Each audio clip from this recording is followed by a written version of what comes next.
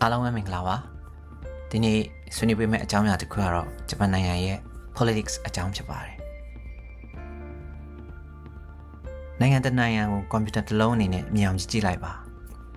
အဲ့ဒီမှာဆိုရဖွဲ့တွေလွတ်တော်တွေဆိုတာ hardware တွေပါပဲဒါပေမဲ့ဒီ hardware တွေဘယ်လိုလုပ်လဲဆိုတာကိုခိုင်းစေတဲ့ system တစ်ခုရှိရပါမယ်အဲ့ဒါတော့1940ခုဖွဲ့စည်းပုံအခြေခံဥပဒေ The Constitution of Japan ပါပဲ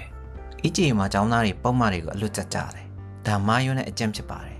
အာနာကိုဘသူစီကယူပြီးဘယ်လိုခွဲဝေထားလဲဆိုတဲ့ logic ကိုနားလည်မှအမှတ်ပြရမှာပါဖွဲ့စည်းပုံအခြေခံဥပဒေမတိုင်ခင်မှာဒီ idea တွေဘယ်ဟာစလာလဲဆိုတဲ့ဟာကိုသိဖို့လိုအပ်ပါတယ်18ရာစုမှာ John Locke နဲ့ Rousseau တို့က social contract လူမှုပဋိညာဉ်ကိုတင်ပြခဲ့ကြပါတယ်သူတို့ကပြောလဲဆိုလို့ရှိရင်နိုင်ငံတော်ဆိုတာဖျားသခင်ဖန်တီးပေးထားတာမဟုတ်ပါဘူးပြည်သူတွေကသူတို့ရဲ့အခွင့်အရေးတွေကိုကာကွယ်ဖို့အစိုးရကိုအာဏာခိတလွှဲပေးထားခြင်းဖြစ်ပါတယ်လို့ဆိုပါတယ်ဒီတွေးခေါ်တွေကနေဂျပန်ဖွဲ့စည်းပုံရဲ့အသက်ဝိညာဉ်ဖြစ်တဲ့ popular sovereignty ဆိုတာပေါ်ပေါက်လာတာပါပဲအခုသိရှိထားမယ့်အရေးကြီးတဲ့အကြောင်းအရာတစ်ခုကတော့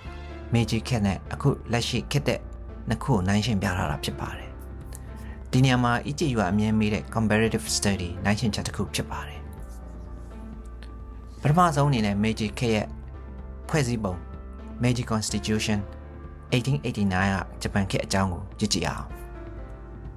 အဲ့ဒီခေတ်တုန်းကအာဏာဟာ Agresi မှာရှိပါတယ် Emperor ပါပြည်သူတွေဟာ citizen မဟုတ်ပါဘူးလက်ခံနေပါ subject လို့ခေါ်ပါတယ်သူတို့ရဲ့အခွင့်အရေးတွေဟာဥပဒေကခွင့်ပြုတလောက်သာရရှိတာဖြစ်ပါတယ်ခေတ်တဲ့1947 The Constitution of Japan ကိုကြည့်မယ်ဆိုလို့ရှိရင်စစ်ပြီးခေတ်မှာတော့အာဏာဟာပြည်သူစီကိုပြန်ရောက်လာတယ် Emperor ဟာတင်ကြီးရတက်တစ်ခုတာဖြစ်သွားပါတယ်လူအခွင့်အရေးဟာဘယ်ဥပဒေနဲ့မှကန့်သတ်လို့မရတဲ့ထာဝရအခွင့်အရေးဖြစ်လာပါတယ်ဒါဆိုလို့ရှိရင်မူလဂျပန်ခေတ်မေဂျီနဲ့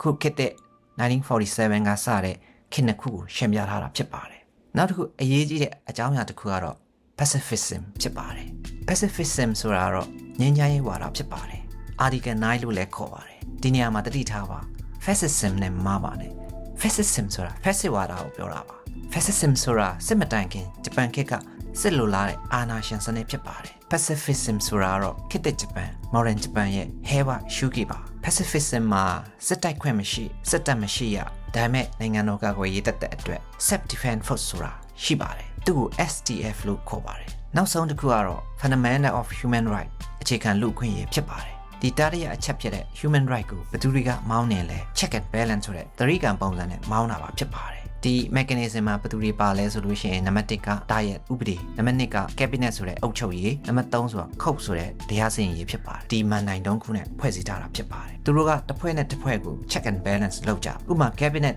အစိုးရကမကောင်းလို့ရှိရင်အယုံကြည်မရှိအဆိုတင်ပြီးတော့ဖြုတ်ချနိုင်ပါတယ်ဒါကိုပြန်တုံးပြန်ဖို့ဝန်ကြီးချုပ်မှာလွတ်တော်ကိုဖျက်သိမ်းပိုင်ခွင့်ရှိပါတယ်တတိပြုထားမယ့်အရာကတော့ American သမ္မတမှာဒီလိုဖျက်သိမ်းပိုင်ခွင့်လုံးဝမရှိပါဘူး2024 EJU မေခွန်း21ကိုဖြည့်ကြည့်အောင်သူကဗာမေးထားလဲဆိုလို့ရှိရင် Meiji Constitution ခေတ်ဟောင်းအကြောင်းကိုအမှန်ရွေးခိုင်းတာပါဖြစ်ပါတယ်အဲဆို option 4ဖြစ်တဲ့အဖြေမှန်ကိုကြည့်မယ်ဆိုလို့ရှိရင် it prescribes that the right of subject were granted to the extent permitted by law ဒါဆိုလို့ရှိရင်ဒီ keyword နှစ်ခုလုံးကိုတွေ့ရပါမယ် subject လက်အောက်ခံဖြစ်ပါတယ်Meiji ခေတ်ကအသုံးလုံးပါနောက်တစ်ခုက extent permitted by law ဥပဒေခွင့်ပြုတလောက်တာဒါလည်းဟုတ်ပါတယ်ခေတ်သစ်ဖွဲ့စည်းပုံလို့ပိတ်ပင်မရမဟုတ်ပါဘူးဒါကြောင့်အဖြေမှန်က option 4ဖြစ်ပါတယ် system ကိုသိမှန်ဆိုလို့ရှိရင် within 10 second နဲ့အဖြေကိုရှာနိုင်ပါဒီကောင်းကြောင့်အနေနဲ့မှကျွန်တော်ကတော့နိုင်ငံရေးဆိုတာစရင်မဟုတ်ပါဘူးကစားပွဲစီးမြင် rule of the game ဖြစ်ပါတယ်အာဏာကိုဘယ်သူစီကယူပြီးဘယ်လိုခွဲဝေရမလဲဆိုတဲ့ဒီ system ကိုပဲမြင်အောင်ကြည့်ပါအားလုံးပဲအနာဂတ်ကိုပိုင်ဆိုင်နိုင်ကြပါစေ Welcome to the Japan Land with Dr. Sai